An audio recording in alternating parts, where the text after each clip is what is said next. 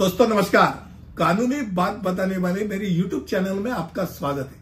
और आज का विषय धर्मादाय संस्था में काम करने वाले जो कार्यकर्ता होते हैं उनके मन में ये अक्सर प्रश्न आता है कि भाई किस राशि के ऊपर अगर खर्चा हो तो उसके लिए कोटेशन आवश्यक है।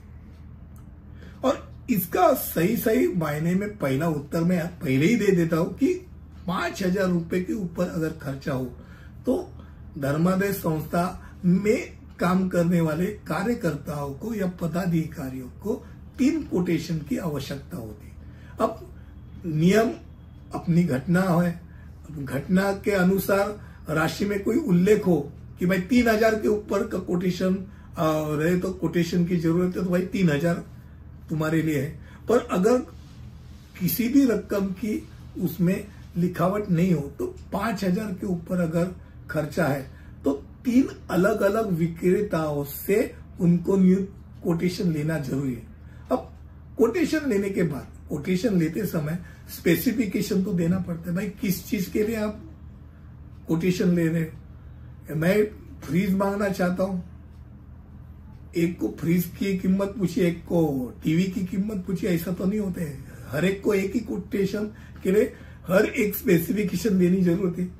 अब कोटेशन जब आ जाता है एक ही स्पेसिफिकेशन के लिए अलग अलग 3 कोटेशन आ जाते हैं, तब इनके लिए अगर एक समिति नियुक्त की गई है तो उस समिति के सामने वो कोटेशन खोला जाता है। अगर मानो समिति नियुक्ति नहीं की है तो जो पदस्थ पदाधिकारी होते हैं, जो सेक्रेटरी है, ट्रेजरर है या कार्याध्यक्ष है या अध्यक्ष है, इनके सामने वो कोटेशन खोले जाते हैं। अब कोटेशन खोलने के ऊपर सर्वोत्तम जो कोटेशन रहते हैं, उदाहरण उसका सबसे लोएस्ट कीमत किसकी है, सबसे अच्छा कीमत किसने दिया है, वो खाली कीमत नहीं बल्कि उस विक्रेता की गुणवत्ता की देखा जाता है। मानक भी देखा जाता है कि भाई ये बोल रहे वैसा डिलीवरी कर पाया कि नहीं पाएगा, इसने कभी इसके पहले ऐसा कुछ काम किया है कि नहीं किया है, ये भी देखा जाता है। अब एक 100% सही बात है कि कोटेशन आमतौर पे कानूनी रूप से वो बाध्यकारी नहीं, उसको जो विक्रेता अगर कोटेशन देता है, अगर मान लो उसके बाद कम ज्यादा कीमत हो गई तो नॉर्मल कोर्स में विक्रेता वो दे देता है। उसके ऊपर कानूनी बात नहीं कि भाई तुझे देना है, पर नॉर्मल कोर्स में वो अपने नाम को बचाता है और वो कोटेशन के अनुसार अगर उसको कोटेशन उसका पास हो गया तो वो उसी पैसे में वो माल वो दे देते हैं। अब कोटेशन यानी उद्धरण बनाम अनुमान यानी एस्टिमेट, इन दोनों में क्या फर्क है, 2 शब्द में बताना चाहता हूं। पहली बात यह कि कोटेशन कब लिया जाता है, किसी चीज अगर खरीदनी है, कंप्यूटर है, टीवी है, फ्रीज है या ऐसे कोई रिपेयर्स निकाले, भाई हमको फलाना चीज को रिपेयर करना है, एक बिल्डिंग रिपेयर करना है, कितना स्क्वायर फुट वाली बिल्डिंग है सब मालूम है, तब ये कैसे स्पेसिफाइड चीज है कि जिसके ऊपर आप कोटेशन ले सकते हैं। इसमें कितना समय लगेगा, कितना श्रम जाएगा, कितना कच्चा माल लगेगा, ये तय है।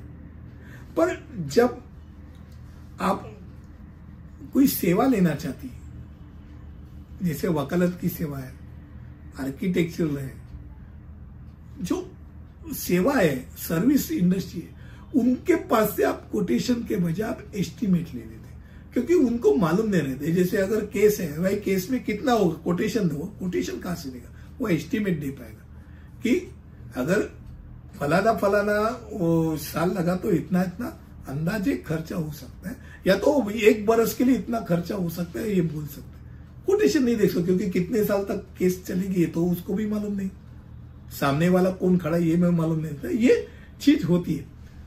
आज का प्रश्न का जीव था कि भाई धर्मादाय संस्था में काम कर रहे हो तो कितने राशि के ऊपर अगर खर्चा हो तो कोटेशन की जरूरत है। उसका हम लोग ने न्याय किया कि 5,000 के ऊपर राशि है, खर्चा है तो आपको कोटेशन की जरूरत है। ऐसे अलग अलग चीजों पे मैं अक्सर बातें करता हूं।